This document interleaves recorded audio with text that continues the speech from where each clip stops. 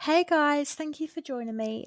This series is going to focus on InZOI's character creation studio and how to utilize all of the editing and personalization tools available during early access. I'm also going to show you how to create a custom face preset for your ZOI, as well as showing you how to upload it to Canvas to share it with other InZOI players. So first of all, you get greeted by this screen. This screen allows you to change the age group of your ZOI. It can be a child, a teenager, a young adult, an adult, a middle-aged or a senior person, and it can either be male or female. You're going to be offered some ZOI presets, which are ZOIs that have already been made and are in the game that you can customize to the best of your ability to then play as. But because we're creating a custom face preset, we are going to start from scratch. My first tip is removing any accessories such as hats or eyewear. These make it incredibly difficult to enter the detailing editing mode because you can't actually access the different points to edit the certain areas of the face. So removing any hats or glasses makes this easier. So like completed ZOI presets, there is also face presets. So this just makes it a little bit easier if you don't fancy doing too much detailed editing. But because we're going to be doing a custom face preset, we're going to be doing this all ourselves. So we don't need one that's already made. So there's so many things that you can customize and edit. There's like moles you can add, freckles you can add, scars, face paint. You can change the eyelashes, the eyebrows, the irises. You can even do makeup, so like highlighter, blush, eyeshadow, eyeliner, and lipstick. So there's a massive variety of things that you can edit. So as you can see, there's a basic editing mode and a detailed editing mode. The same principle applies for both, but detailed editing means there's more areas that you can change and personalize. So as you can see, there's a big variety of different hairstyles that you can choose from, but just for ease, I'm going to use one that means the hair is out of the face, just so that you can see all the different detailed editing points that there are and that we are going to do. And of course, you can either pick one of the pre-selected hair colors or make your own. It's totally customizable. We're next going to look at the skin. There's so many skin presets as well. Some will come with freckles, some will come with eye bags, some will come with bigger nasal bridges, some will come with bigger lips. It doesn't really matter because, like I said, we are making our own custom face preset. So all these characteristics are going to change anyway. So, talking about characteristics, some examples of these I've seen here. So, the brow crease, the eye bags, the cheeks, the nasal bridges, the smile lines, the lip lines, the chin cleft, the jawline, and the skin glow. These can either be changed by these toggle bars or you can do them manually in the detailed editing mode. You'll also soon see that you can add moles, just for a bit of a character. I do like to add some moles here and there. And you can also add freckles too. Most of my ZOIs on Canvas do have both freckles and moles. I can't lie. You can also add scars and face paint. Face paint can typically be tattoos as well. Next, the eyes are really customizable, so you can change the look of the actual iris, and the colors and the reflections.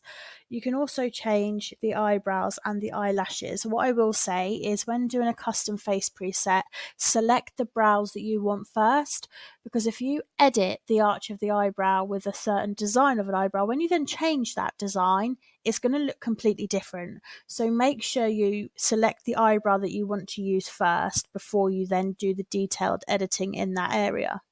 I do the same thing for eyelashes too, because you can actually change whether you want the eyelashes to be facing more upwards or more downwards, or how full you want them. So I always select the eyelashes that I want first too, before I then go and edit that area. So as you can now see, we've now entered the detailed editing mode, and all these dots are all the points in which that you can change and edit and change the position or the shape or the height or the length. So as you can see here, I'm just changing the eyebrows so that they're a bit more arched. I also like to make the eyes a little bit bigger as well, and I extend it into like a cat eye. This is what I was talking about earlier, actually, the eyelashes. So you can make them face more upwards or more downwards. It depends kind of the look that you want to achieve. And I think that also helps with the like makeup aspect of things too. Um, I like to kind of have a little play around and see what I think looks good. The lips I kind of always make a bit more of a smile expression because I feel if not they look a bit serious. So I'm just giving her a bit of lip filler here, making them a little bit fuller. Now, as you can see, I do have symmetry mode on. So if I change something on one side of her face, it's going to change on the opposite side too, just to make sure that it's all symmetrical and it looks correct and how I wanted it to look. So you can also see here that you can edit the shape of her jaw, her cheekbones, whether you want her chin to be longer or more rounded. If you also rotate your Zoe, you can change how she looks from the side profile as well. So if you want to make sure that she has kind of like a nose job nose, you can. If you want to make sure she has fuller lips, of course, you can do that too. So that's really handy to see that you're able to check different perspectives to make sure she looks how you'd like her to. Here you can see that I'm changing the cheekbones, see how slim her face is, or if you wanted it more round too, it depends. You can also change the ears. Do you want them longer? Do you want them wider? Do you want them pointier? It completely depends on the look that you're trying to achieve. If you can think it, you can change it.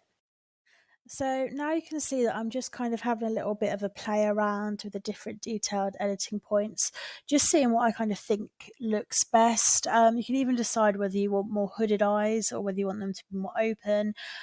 So the last little bit of the clip is just me kind of perfecting the look that I wanted to achieve. So now that I've kind of finished all the structural like editing of like how her bone structure looks and her eyes and stuff, I'm now going to go on and edit her makeup. Um, so the makeup is quite fun in my opinion. I quite like doing the makeup because there's a lot of options and again like everything you can customize. Top tip though, I do feel like the highlighter can kind of change the structural definition of her face.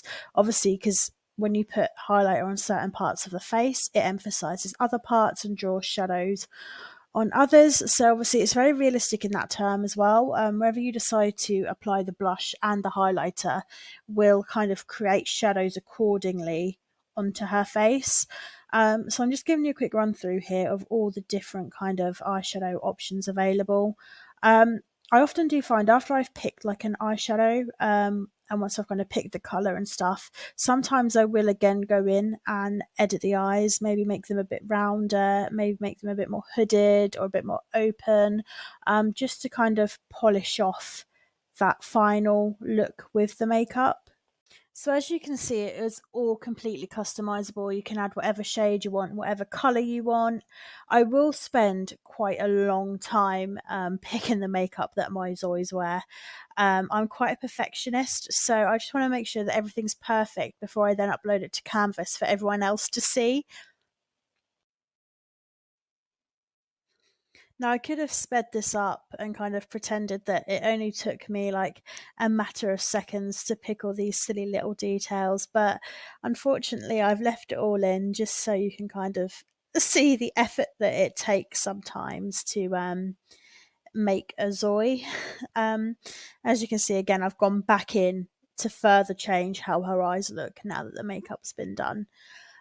Now my favorite bit is kind of the lipstick because there's so many possibilities. You can have it over your lips overlined, underlined.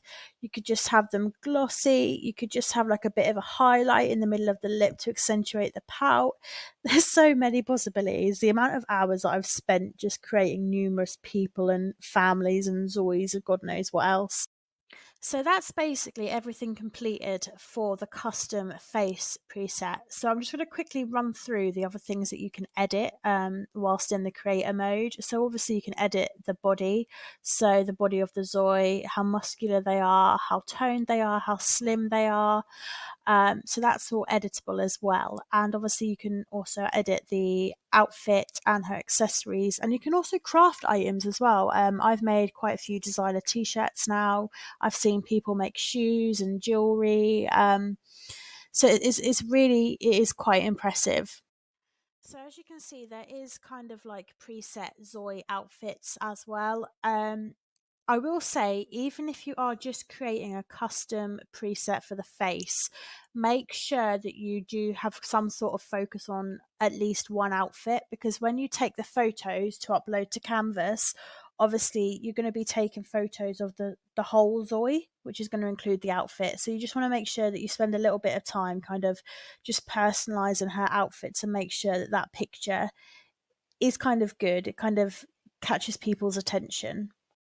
So I am now going to go and customize her outfit and her accessories so they're ready to snap some pictures for Canvas. And then I'll be back and I will show you how to take the photos and how to upload them to Canvas. Hi, so I'm back. I've changed her outfit and I've added some accessories, so she's now ready to be uploaded to Canvas. So in the bottom left hand corner down here, there's a studio button. If you click this, you can then change the background that your Zoe is standing on. I typically go for the blank background and change the colour. I normally go for a very, very light colour because if not, you'll see it reflects off what she's wearing and her makeup. So I like to do quite a neutral colour just so she stands out from the background when taking the photos.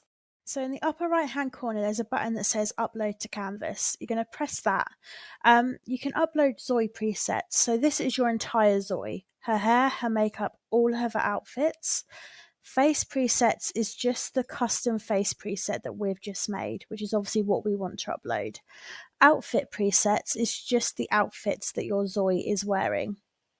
So now we need to take some photos. So you press the little camera button and this opens a photography window. You just want to snap a picture of your Zoe to kind of showcase what she looks like, and the custom face preset that you've made. Then you press save and this will be saved now and this will be uploaded when you finally finish and press save. There's so many different expressions you can have: laughing, smiling, depressed, surprised, upset. And there's also different poses as well that you can do depending on what sort of photo that you want. So I will typically do a couple of different photos with a couple of different poses. Obviously, I know we're only uploading the face preset, but obviously, like I said, you want to kind of draw attention to your upload. So maybe add some different poses. Yeah, just to make her stand out really. So this is like these hands on the hip ones are quite, like, I use these quite often because you can get a really good angle, because not only can you move the camera up and down, you can also rotate the camera as well, as you can see here. So that helps to really get some more dynamic photographs as well for when you upload. So when you have taken your photos like this, it will then take you back to the upload page, and you want to make sure that you bookmark the picture that you want to be like the main photo for your upload. So make sure you pick the better one, obviously, of the ones you've taken. So all uploads to Canvas have to have a title.